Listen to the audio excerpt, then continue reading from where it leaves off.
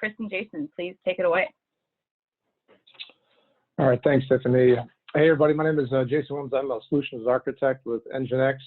And we've got a few slides we want to cover today about the topic we're going to be focusing on, which is the Kubernetes Ingress Controller. So just a quick overview about the NGINX portfolio here. Most people are familiar with NGINX Core, which is our load balancer reverse proxy capability product that we have today. We also have an application server called NGINX Unit, and we also have our central management tool called NGINX Controller. But the bulk of our call today and our demo is going to be focusing on the NGINX Ingress Controller piece, which my colleague Chris Acker has a demo keyed up for that's going to follow the slides that we're going to be covering. So next slide, John. So yeah, this is just a quick bullet point here. So Kubernetes Ingress Controller here, and what Chris and I wanted to focus on was specifically showing you today is what are some of the key differentiators between NGINX Plus Ingress Controller as versus the open source Ingress Controller. So on the right there, you're going to see some of the main differentiators that we have, including things like being able to dynamically reconfigure your endpoints using NGINX Plus, which is going to be a key piece to a very dynamic Kubernetes environment. You're going to be able to get additional metrics that you can export out, which Chris is going to be able to show you to with what he's spun up in his lab. We also have things like dedicated Helm chart repository that makes it easier to deploy, and be able to set custom resources when you're actually using NGINX Plus as your ingress for your Kubernetes infrastructure. And last but not least, the ability to move the layer 7 logic closer to the app, which is traditionally managed by the DevOps teams that are managing their Kubernetes environments.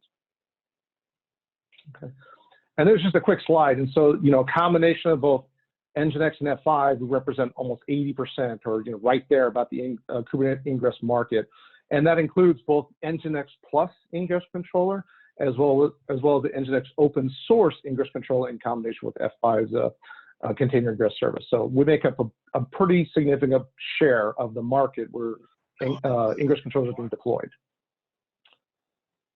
All right, so yeah, so this is just, we're going to focus on today is we're going to talk briefly and show you what you gain in NGINX Plus Ingress and compare that to the open source. So on the left is the Plus version of Ingress Controller and what it gains you, and on the right on the slide here is the open source. So some of the key differentiators is that NGINX Plus is gives you the commercial support, which is very, very important for a lot of customers that are running production systems. So you have the ability to reach out to our support team if you need help regarding something on the Ingress. So that's a feature as well.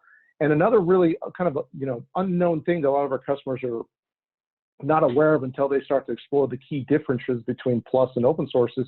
There's a significant performance boost when you're using the Plus version, and that's because we use native our script engine as opposed to using OpenResty and Lua, which is an open source. So if you're on open source today and you migrate to NGINX Plus, you're going to see a pretty significant boost in performance just based on that small piece. Okay.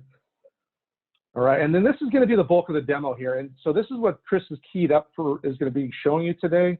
So just a high over here, but I'm going to turn it over to Chris so he can tell you and explain what he's laid out and what he's going to show, what he's going to demo in the lab that he's prepared for everybody today. All right, thank you, Jason. Yeah, again, Chris Acker, Solution Architect with the NGINX BU. I'm going to stop my video here to make it easier to see the screen, and I'm gonna share with you a demo here, a live demo of the NGINX Ingress Controller. So, John, can you give me screen sharing, please? You have the ability to share right now. Great, thanks, John.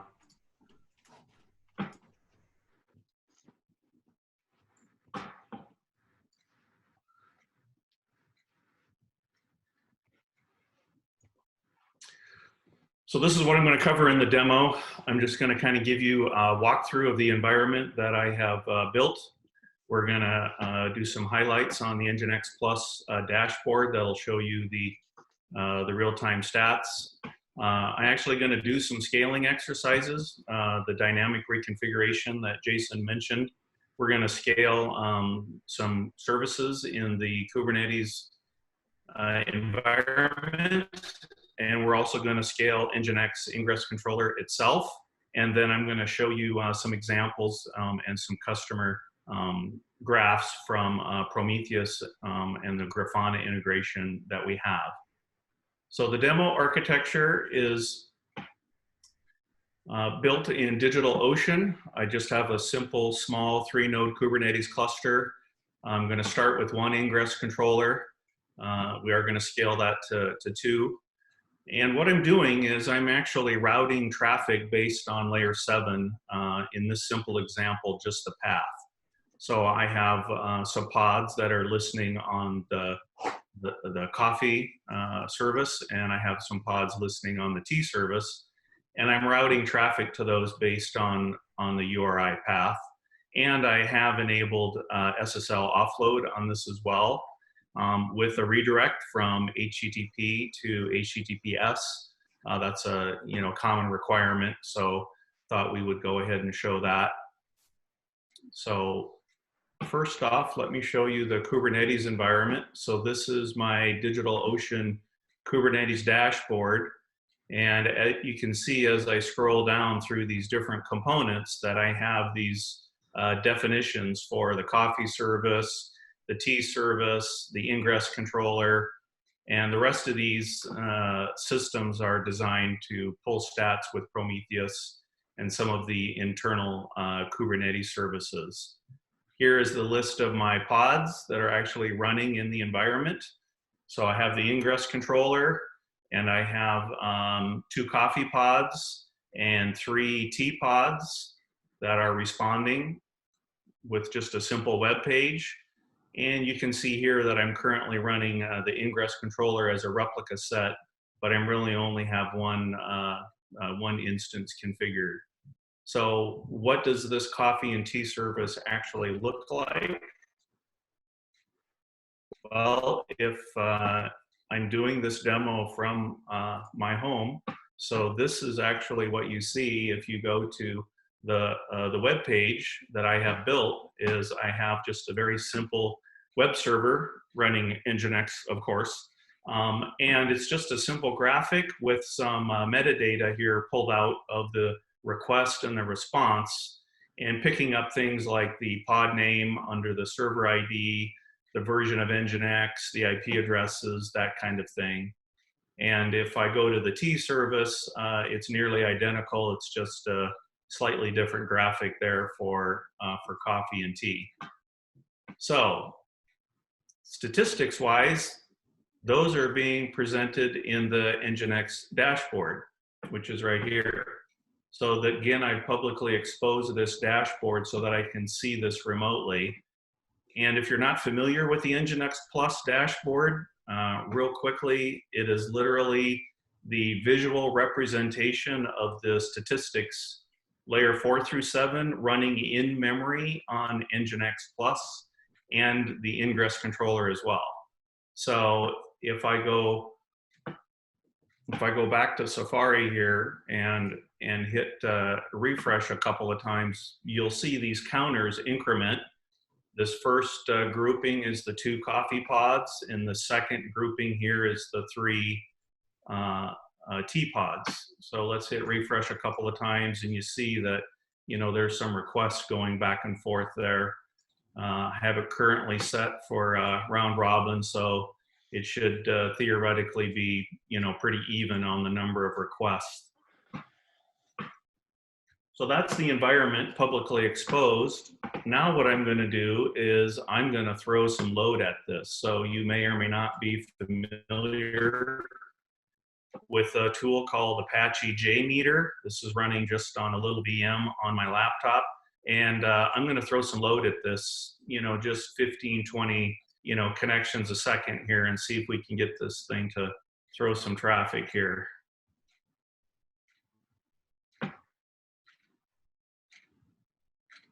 And now you see that I'm getting, 10 or 12 requests per second on coffee, and the dashboard is showing 3 or 4 requests a second there on tea. So let the load generator run. I am actually also requesting a URL that does not exist. I'm actually looking for milk in addition to coffee and tea to force it to throw out some 404 errors, which we'll see here. If we go look at the dashboard, we're actually seeing some of those 404 errors show up on some of these things.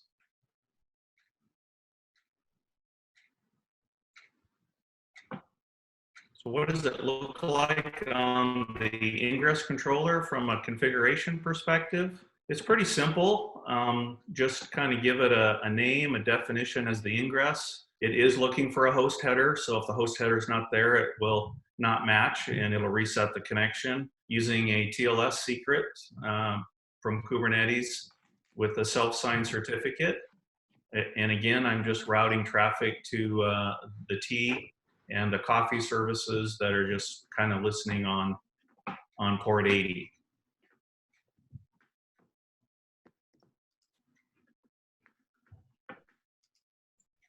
Make sure that's still running. So I want to pull your attention over to the far right side of this screen here, and I want you to look at, I want you to look at the response time. Somebody needs to mute their phone, please.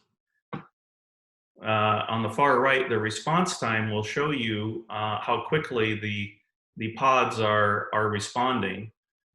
And you'll notice that this second pod here for coffee is taken all of the requests because it is faster in response time than the first pod.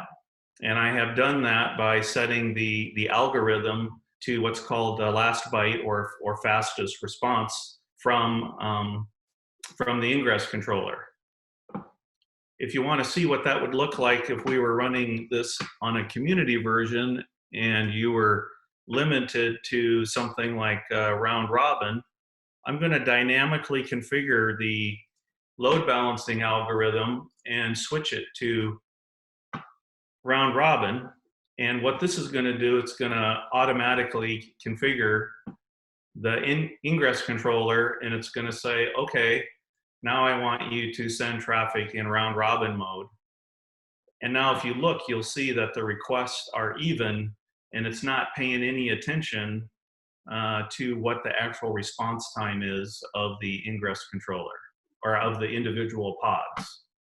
So it's very important when you're running in a Kubernetes environment to understand that the pods are going to get placed on different resources based on the Kubernetes scheduler and what it thinks is the best location for it at that point in time. But it doesn't move anything or readjust anything based on performance or load or any other metrics.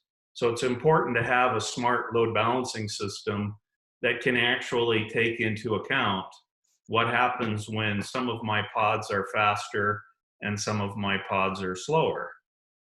The intent being, obviously, that you want your customers to have, you know, the best possible response time. So if we look on the right again, we see that now pod number 2 seems to be a little slower. So let's go ahead and change it back to last byte again. And again, these are Kubernetes commands. I'm just telling the Ingress controller, reconfigure yourself, and I haven't had to stop or restart or reboot or reapply. And you'll notice that we haven't seen any 400 or 500 errors while I've been doing this, while the system is under load. So it's a very nice feature to have that dynamic reconfiguration. So you say, well, that's all great and good, but how do I operationalize these statistics? So with the integration we have with Prometheus, this is a web page that is created by what we call the scraper, the statistics scraper, and it pulls the same stats that I showed you in the dashboard and renders them as basically an HTML text file here. And it has all the IP addresses and the names and the port numbers and all of the statistics, a very, very rich set of NGINX layer 4 and through layer 7 statistics on the health and the performance and what's going on with this particular Ingress controller and the traffic. So if you were to look at that and export that into a tool similar to Grafana, you would end up with something like this. This is a kind of a default Grafana presentation of an NGINX Ingress controller. And you see you have basic statistics here, layer 4 for connections and a few high-level metrics for requests. But what you really want is you want a dashboard that will actually show you the rich set of metrics that you get from NGINX Plus. And that's what this dashboard is. This is one that I'm kind of working on in cooperation with a couple other teams and some companies. And you can see here that you get some pretty good metrics on the connections, the requests. But most importantly, here are those response time statistics that I talked about. Here's my coffee pods. If I highlight one of these, you'll see just the graph for this one. You'll see the graph for this one. So when you're presenting this data to your development team or your operations team, this is the kind of rich metrics that you can display because you're having a really good source of that telemetry in NGINX Plus. And if you're familiar with Grafana, you know that there's 1,000 different things that you can do and that you can graph with this environment. So the last thing I'm going to do is I'm actually going to scale the number of coffee pods, and we are going to watch that on the fly. So I'm going to change the number of coffee pods from 2 to 6, and let's see what happens. I'm going to tell Kubernetes I want 6 of these now. So what does that look like?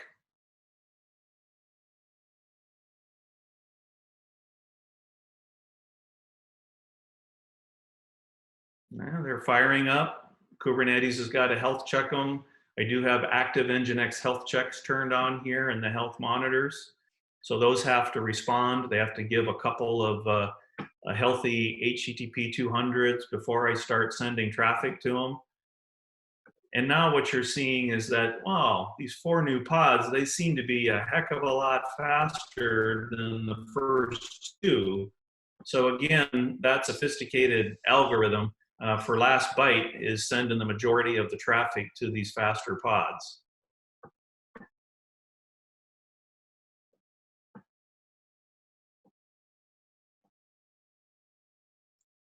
Now we're going to change it back down to 2. See how quickly that happens. There you go. Kubernetes said, okay, you only want 2 pods. I'll go disable and turn those off. I'd also like to point out that when I did the scale up and I did the scale down, no HTTP errors were reported to either the load tool or to any of my customers or the NGINX Plus. It is smart enough to let existing TCP connections and requests complete before it actually will close and let Kubernetes, quote, turn off that pod or destroy that pod.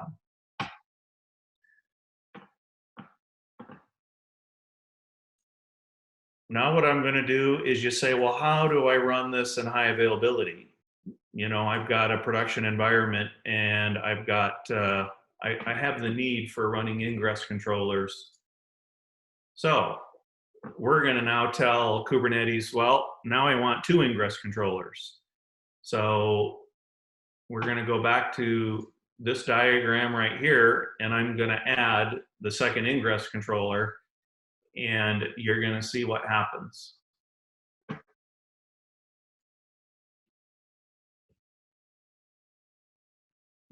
Kubernetes says, okay, you want a new Ingress controller? I can do that. We'll move to our Kubernetes namespace for the Ingress controller. And now I have 2 of them running. One of them's been running 42 minutes, and this top one here is the one that I just started. You'll notice, again, I didn't have to reload anything. I didn't have to SSH and log in to anything. I basically am just telling Kubernetes right on the command line, go do this. And the automation and the integration of the Ingress Controller and the other components make this seamless and automatic. And I'm going to let both of these run, because John is going to actually show you how then you would take this and replace this DigitalOcean load balancer that's out front on the edge of the Kubernetes cluster. He's going to turn this into a BigIP, and this is what he's going to show you, is using BigIP now to load balance these Ingress controllers.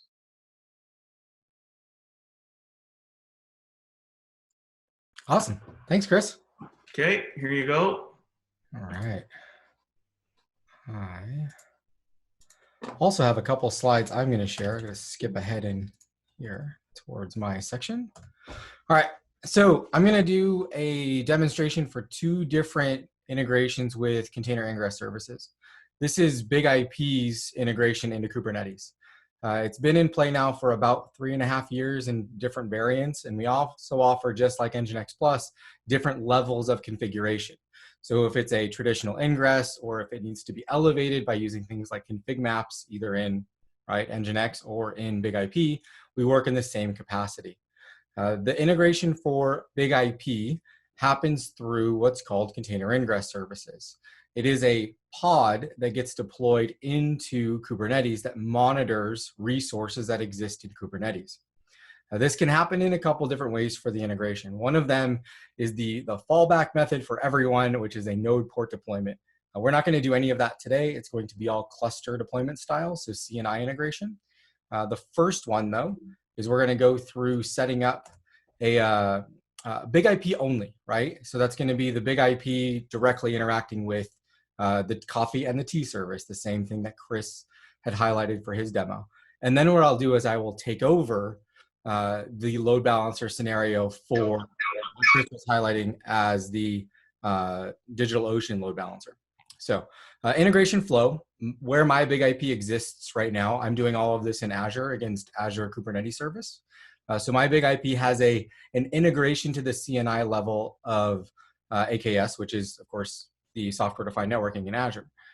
In that capacity, I get information about Kubernetes when a new instance gets launched, a pod, where that exists within the nodes, or where I'm going to land some traffic at. So I have a BigIP. It has a pod. I already have the pod running in Kubernetes, and it's going to start to give me some information back when I start to build some resources. So this happens for BigIPs being either a single unit, like it is in this example, or it could be a cluster of them.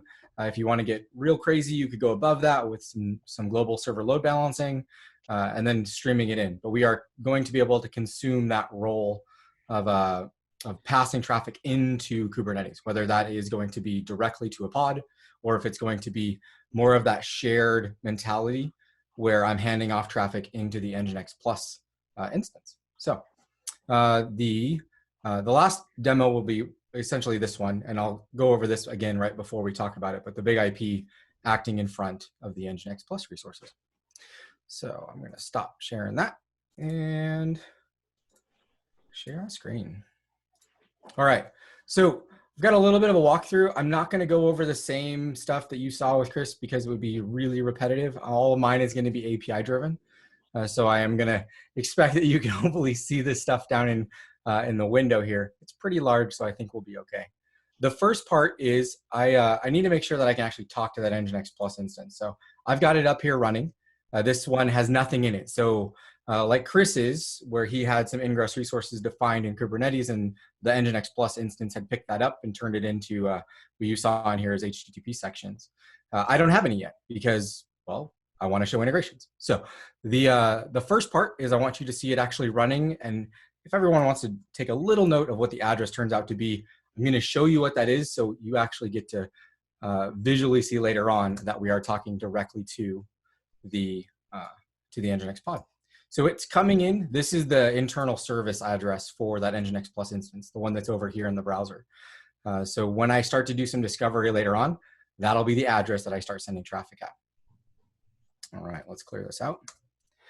The next part is seeing that BigIP pod running. So this is the, we call it a controller. So this is the controller that's sitting inside Kubernetes that gives me information, me being the BigIP, back about what defined state is in Kubernetes. If it is if it's an ingress that we're monitoring, or if it's a service, if it's a pod, whatever it is we're supposed to be building BigIP configuration off of, this is that little guy. So you install him. We have some information down towards the end of the presentation where you can get him.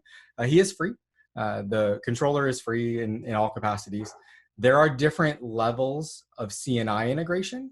Some of them require licenses on the BigIPs. Most BigIPs by this point have those licenses already included, but that allows us to actually stitch into the overlay network that is, right, whatever's running it within the Kubernetes pod or cluster. So it could be something like Calico or Flannel. So I have mine running there. My first test is actually going to make sure that there's not anything responding. So I'm going to clear this out again. Just like Chris's example, I'm going to hit a T endpoint. So the T endpoint, and just like Chris's example, because I'm trying to reuse his workflow from here, I need to inject that host header because the service itself is actually waiting for a host header. So if I don't place it in there, it's not going to work. So just making sure that this fails, and it should, because there's nothing configured yet. So the first part we'll go through, coffee, tea, I'll skip over that, is we're going to build the first ingress. And this ingress is going to be only for the BigIP to consume. So this is that BigIP directly to pod deployment. It looks like this configuration here. If you haven't seen configuration before, this is going to be all new to you. But some of the things to take note of, it is a Kubernetes resource. It's not some BigIP made overlay resource. We use annotations for the generic ingress style that allows us to configure some things. So what this for BigIP terminology is, I'm going to build a virtual server on the BigIP, right? An NGINX, that would be an upstream. I'm going to build a virtual server on this. This particular one is going to do a redirect for me. So all traffic will flow across 443. I've got some health monitors down for each of the services. All of this is traditional NGINX, or all of this is traditional Ingress configuration. So nothing down here is anything that's different than what Chris would have shown you earlier on.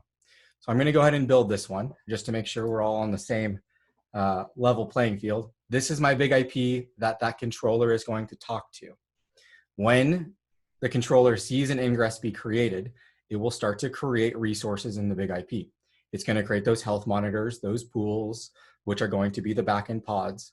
It's going to create the virtual server as well. It doesn't exist right now, so we're going to go ahead and do that now by executing some builds. So the first build is this one.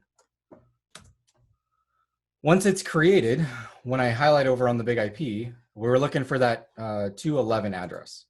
So now I have some more VIPs that have popped up. The address is 211. So I've got the original 80, because I told it to build that, as well as I have the 443, as I told it to build that as well, for the redirect from 80.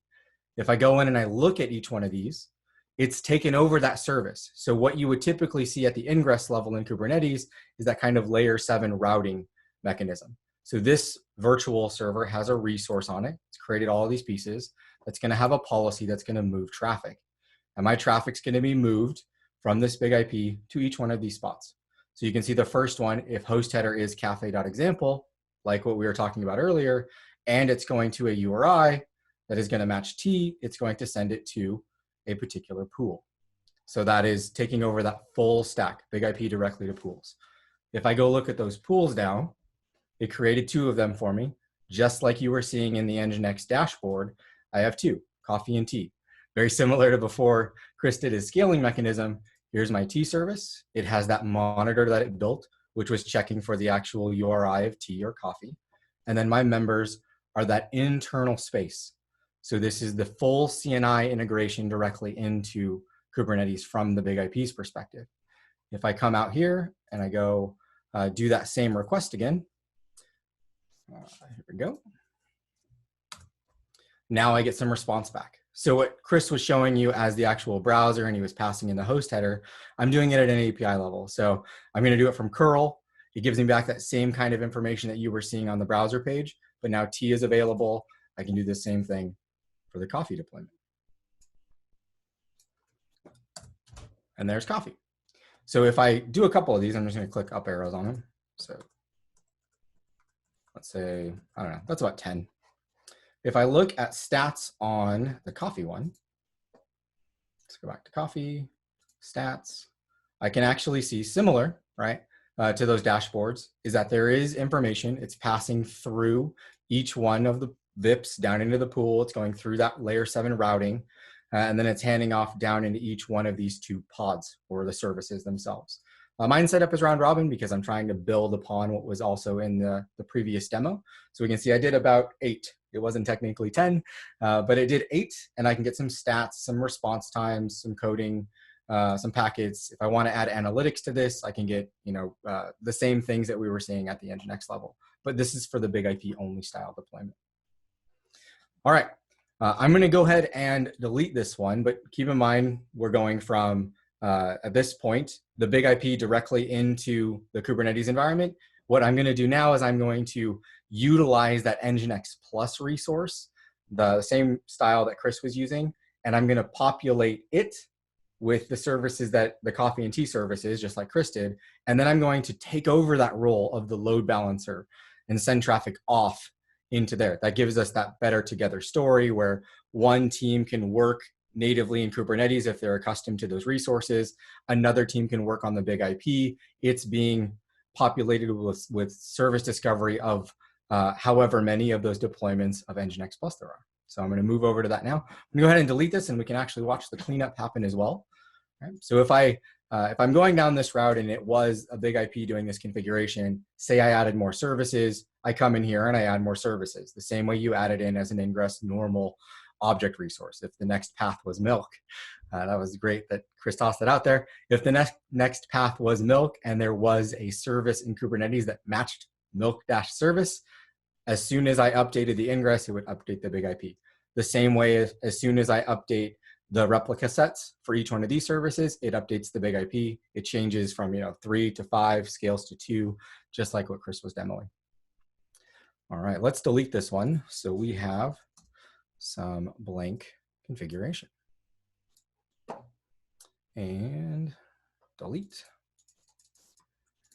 It is worth noting, you can run them side by side. I just don't want to have so many objects for everyone to see. This cleans it up just a little bit. So we'll go in here. Those 10 to 11 is gone. So at this point, that's now been erased. We are a declarative. So you declared it in Kubernetes. It should identify what that should look like in the BigIP. So configuration happens in Kubernetes. BigIP sets its state off what is in Kubernetes itself. All right, so moving into the hybrid deployment. Very similar. It uses the same endpoints. It uses the same coffee and tea scenario. It looks like there might be a question coming in. I'm going to keep going in case you're going to ask something so I can get through most of this stuff. We're going to do that same test, make sure that nothing's running there. So again, connection refused. There's nothing that's allowed to these services because I haven't exposed them yet.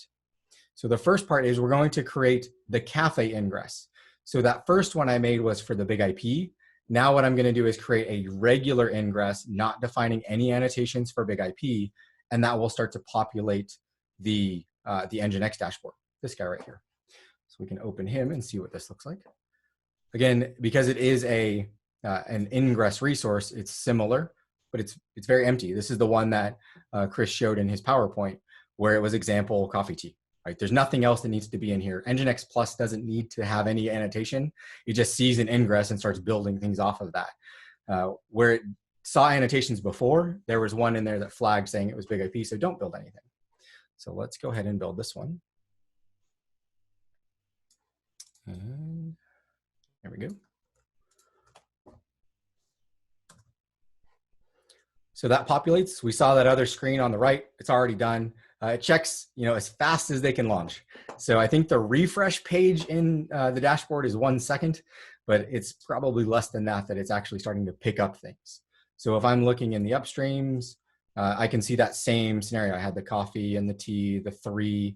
I'm getting those stats, or I will as soon as we actually release some traffic to it. I'll get some stats the same way. So now if I was 2 dispersed teams, right, though they are working on the same product, one may feel I don't know, more empowered to work directly in Kubernetes with the services that they're used to, right? They're used to managing NGINX, they're used to managing that state. Another team may manage the BigIP, and that's going to take over that like load balancer style scenario where a DO or a DigitalOcean was handling that. What this enables that BigIP team, though, is to be able to put in things like SSL offloading for everything that's going into the environment, or injecting a web application firewall, doing DDoS against Kubernetes, like all of the security-based product portfolio that BigIP has. This allows them to do that without having to open a ticket as the Kubernetes admin to say, oh, I made a new pod change, or I'm going to scale a service. I don't need to know any of those things. I just get to discover all of the deployments of NGINX Plus and then send traffic into those. So, all right. So I've got the first part up. If I look in the BigIP, I don't have anything yet because that was built strictly for NGINX Plus. NGINX Plus knows about it, but it's not exposed anywhere, right? In order to bring service in through that Plus instance, there needs to be some kind of overlay. We're going to take over that overlay, and we're going to send it directly into the Kubernetes networking overlay, which allows us to bypass like proxies, right? Multiple proxies. So like a load balancer, and then NGINX to get in there. So let's look at the hybrid configuration, which is the next set. So the hybrid configuration is also, we're going to stick in the same family this time, is also an NGINX Ingress, or is an Ingress resource. The BigIP does have multiple styles. There are levels of advancement as you go through each one, just like there is with NGINX and using config maps or using custom resource definitions. Just like BigIP, it's the same way. So we're going to try to keep everything at the NGINX level, at the Ingress level. So what this one is going to do is, instead where I was on the previous demo showing sending service backend information to coffee and tea directly to those pods, what this one is going to do is it's going to build a VIP on 2.13, right? But it's monitoring the NGINX Ingress service. So, and I'm also lifting the SSL out of NGINX, even though it can handle it, and that's great. Maybe you want to do something like MTLS. BigIP does server-side SSL, NGINX picks it up, and it can also do an SSL down the pathway as well. So you could do SSL to SSL to SSL, picking up on all that MTLS authentication mechanisms, or just you want to have SSL all the way through. But in this scenario, I wanted to kind of take on those roles from what Chris's demo is doing, enabling, right? Maybe this is a piece of hardware, BigIP, is an example, and it has a ton of resource to be able to do SSL offload, or it's doing DOS, right? I want to be able to put those things in a place where it's highly efficient, instead of creating SSL offloading inside each one of those deployments in Kubernetes, where it is actually the host, right, that has to run that compute cycle. So I'm trying to save some space there. So what this one is going to do is it's going to discover my NGINX Ingress. It's going to do a health monitor against the root URI, because remember, as the individual teams are scaling the ingress down below, they may add new ones. And if they don't use something like a health monitor URI or a health probe URI or something like that, and that would be a better use case to be put in here, you may or may not pass a health monitor if somebody adds a new service. So you do want to choose something that's going to overlay on all the services. So this is going to look for, if everybody recalls, it was 3.43. That's the NGINX pod. It's going to look for that, and then it's going to populate that in the BigIP, and it's going to hand traffic from BigIP to NGINX to Ingress, and then down into the services. So better together, both people can operate at their own pace without having to open tickets, open questions, and they can manage from their own capacities. So let's launch this guy in here. This a little bit bigger. And the last one. So this is going to take a second. There's nothing that changes in the NGINX dashboard, but what we will see in the BigIP is if I refresh on here, I've now got a couple more VIPs just as well. right? Here's the 80 and the 443 again. Remember, I liked that redirect. So I'm actually doing SSL in the BigIP, handing off to clear in the NGINX Plus instance, just so it doesn't have to do the compute cycle as well. But if you have requirements for doing SSL all the way through, it's totally valid. Once it gets to here, I don't actually need a policy. So when I get it to the 443 one, all this is going to do is send directly to resource. I don't need to do that. Is it going to this URI? It needs to go to this pod. I'm letting NGINX Plus handle all of that. So me as the BigIP administrator, I get to send traffic to a NGINX Plus deployment without even having to know what the deployment is. If Chris decided to scale like he did at the end of his demo from 1 to 2 or 2 to 4, or for some reason we have a large footprint that's coming in and it needs multitudes of those things, as they're changing the environment to reflect it in Kubernetes, the BigIP automatically gets that. So I don't need to do any kind of path-based routing. I just get to send it to them, and I get to do SSL offloading here, making Kubernetes perform better because I'm not taking up host cycle resources in CPU. So I handed this off, and then we'll do that same on 3 to here.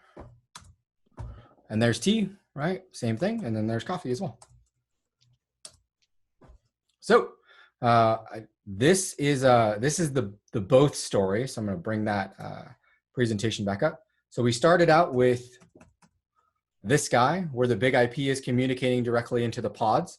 For some people, that's great, right? You control or you own most all of those resources with your environment. For some people, it's not, right? It comes from 2 different deployment cycles, 2 different teams.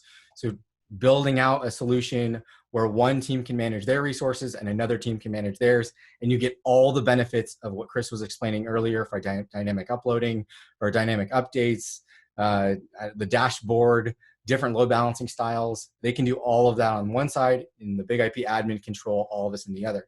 This now is a traditional VIP for a BigIP. So on that VIP, I can add security resources. I could bring in WAF policies. I can bring in anything I want because it's now a BigIP resource to be able to place profiles on.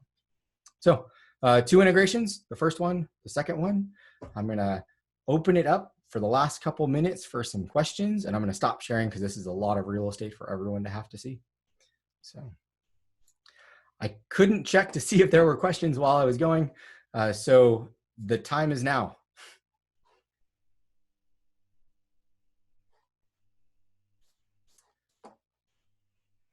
And if you have questions, you're welcome to unmute yourself, or you can pass them in chat and we can answer them too. I'll bring up the last couple slides while we're doing that, just for resources in case you want to go do any of this yourself, and where you should start with those. Chris, I know I could probably answer all of these, but if you wanted to just walk through maybe the 4 of what they are and what they would get on that page, that would be great. And then I can do the same for the BigIP ones. Sure, thanks, John. Yeah, so basically these are just links to different resources. So as we mentioned, the Ingress Controller, the commercial version, is under NGINX Inc. So it's important to distinguish that from the prefix of Kubernetes. So there's a link to that. There are also lots of examples on Ingress Controller. I showed you simple layer 7 path routing. There's examples for host routing. There's examples for cookie and query-based routing. There's all kinds of examples. So once you get to the main landing page there, don't be shy about poking around and seeing. There's documentation there as well. Jason hinted that there was a performance delta between the community and the commercial version. I have personally worked with customers, and in large production environments, we've seen NGINX Plus outperform community by a factor of 8. It literally is 8 times faster in handling those requests because of the code base written on C. And to prove that and back that up and show how we did that testing, that's the third link there of what kind of cluster we built, what kind of tools we used, the size of the master and the worker nodes and those things. Are you sending that set of links out? I missed that. I mean, otherwise I can't exactly click on the screen. You Yeah, can't yeah, cast? send those out. I've been trying real hard. It just doesn't work. Yeah. We will send you the Yeah, presentation. Zoom doesn't let you do that. Yes. Yeah, thank you. And then last but not least, we just released 1.7. So that's the latest version of the Ingress Controller. And we are releasing a new version about every 2 to 3 months. And as you can expect, we're just adding more and more features and responding to customer requests and demand of the market to just continue to add features and functions that are important. And there's lots of custom resources that can be defined. I mean, it's very flexible and pretty easy to set up and configure. And I will also say that if you're interested in tire kicking NGINX Plus, you haven't used it before, we do have eval programs as well, similar to F5, where you can get a hold of your NGINX sales specialist and they'll coordinate with you to get you a trial license so you can take it for a test drive. Do you have a performance comparison with Metal LB? No, I don't have competitive. Just curious. I have a guy at work pointing me at that one, so I can point back. Thanks. I'll look into it. That's not to say that somebody else hasn't done it. So we will go look to see if there's anything. Yeah, we'll take a look. Great question. Any more questions on either the Ingress Controller or the container service from F5? I think we have a question via chat, Chris. Oh, okay. Do you have access to that, or do you want me to read it aloud? I see it here. I'll go ahead and read it for everybody. I'm using NGINX Plus Ingress. Is there a way to load balance traffic when I use an external IP? Or what is the default load balancing method, and does it support persistence attributes? So the answer is yes. You can certainly create a custom annotation with a public IP or an external IP on NGINX. Because my environment was in a cloud provider, the cloud provider has to provide the public IP. So that's why you saw me use the DigitalOcean construct in order to be able to request and get a public IP, but you don't have to use that method. So there are ways to do that. Those are in the examples. And the default load balancing method for the Ingress controller itself is actually a random power of 2. So I will just challenge you to go look up what that means. What do we talk about? Random power of 2 or random selection of 2 in load balancing. Probably never heard of that before. Interesting thing to go read on. And persistence, of course, we do the standard stuff you would expect with persistence. URL-based, path-based, hash-based, source IP, cookie, all of those things that you would expect in a NGINX Plus. Anything you can do with Plus, you can do with the Ingress controller when it comes to those kinds of functions. Great question, thank you. You actually got to see Chris change part of that, right? When he added an attribute to the config map for NGINX Plus, he grew what was native in annotations based off of that. So he leveled it up, the pool, just for that kind of question. There's also one for, I think I'm getting some of these privately. Where is the F5 deployed in the example that I did? My F5, as well as my Kubernetes environment, all runs in Azure. So it is Azure-based, right? It's a VE that lives in Azure. The AKS environment lives, of course, in Azure. So they exist on the same, or within the same resource group. They are also on the same VNet. So I have availability of the BigIP to see information. If you're doing things in EKS or GKE, all of those function the same, right? SDN always has to register where an address goes. So if a BigIP or anything on the networking stack can communicate and see what that is, we can send traffic directly to it. So that's that CNI integration in public clouds. And another one via chat. Does NGINX Enterprise have support for service mesh? I'll go ahead and take that one. The answer is stay tuned. It's coming. So we just had a debrief on this actually literally this morning, ironically. And basically what we're doing is we are going to extend the Ingress controller that you see here to be able to do east-west traffic in addition to just the north-south traffic that we put in the demo. Of course, that is a roadmap item, and it is talking about future software releases. So there's not too much I can say in a public environment, but this is the direction of the Ingress controller and the service mesh team that is working on these products.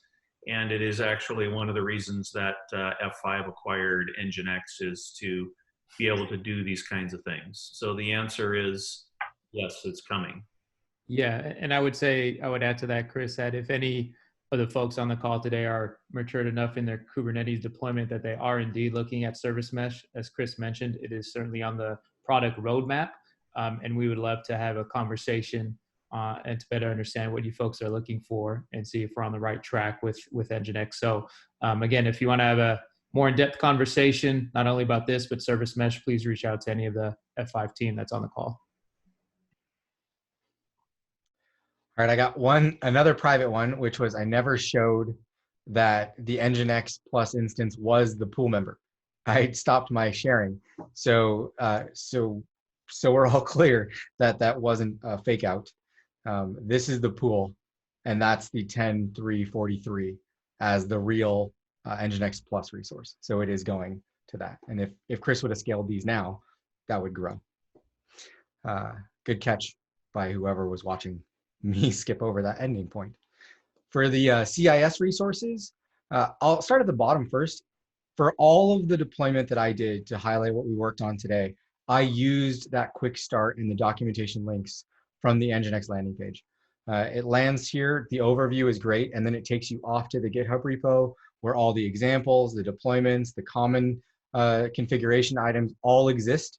And it's great, right? You can copy and paste the configuration files and you're up and running in a very, very short period of time. For the CIS integration, we also have similar documentation. It's under Cloud Docs, however, and that'll walk you through whether this is going to be Kubernetes or it's going to be OpenShift. And then from there, it layers you into which level of ingress you would like. So we started out really early with the ingress ones, or if it's config map, or if it grows up into something else as well. So there's lots of examples in there too. All right. Any other closing remarks or questions? This was great. So I think we could maybe squeeze in one more. Yeah, go ahead. Is there a Kubernetes operator for NGINX? The answer is yes. If you are in the Red Hat OpenShift environment, we just got, quote, certified by Red Hat for using the Ingress controller with the operator. I'm going to go ahead and post the link to that announcement, and that announcement has links to the software and the details and installation guides and all that stuff. So the answer is yes if you're in an OpenShift environment. And I can say the BigIP one's coming. It's, I think, the release tomorrow or next month. So.